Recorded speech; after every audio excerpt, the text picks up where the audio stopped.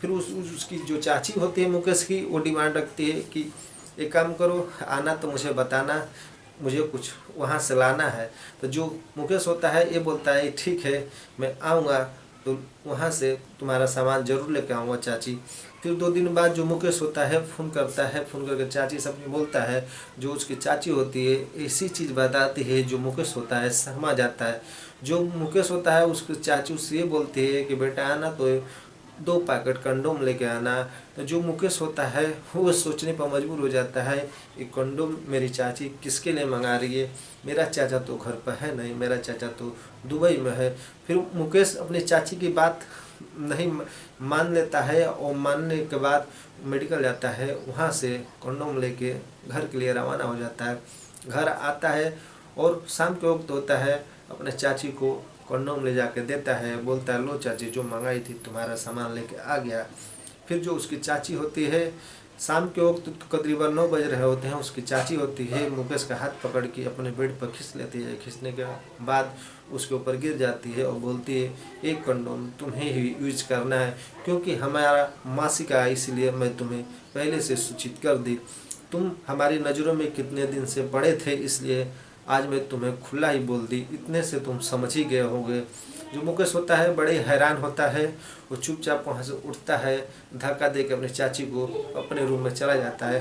तकरीबन रात के 11 बज रहे होते हैं, उसकी चाची उठती है, उसके रूम में चली जाती है। जाने के बाद उसके साथ अपनी मनमानी करने लगती है। जो मुकेश होता है पहले ना करता है, फिर मना करता है, उसके बाद कुछ देर बाद उसकी चाची होती है, जवान होती है, छेड़छाड़ करती है। जो मुकेश होता है वो भी उत्तेजित हो जाता है और उत्तेजित के बाद अपने चाची के साथ संबंध बनाने लगता है। संबंध इतनी जोरदार तरीके से बनाता है, पूरे कमरे में आवाज़ गूंजने लगती है।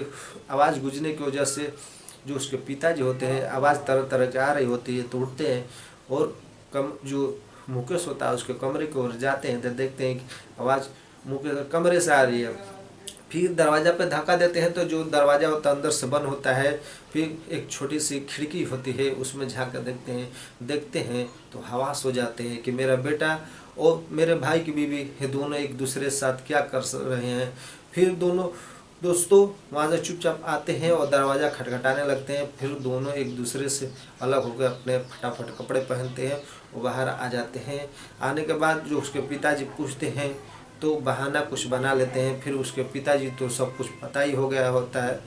फिर दोस्तों जो मुकेश होता है सुबह सुबह उसके पिताजी ये बोलते हैं काम करो बेटा, तुम अब हॉस्टल के लिए रवाना हो जाओ, तुम्हें यहाँ रहना ठीक नहीं है।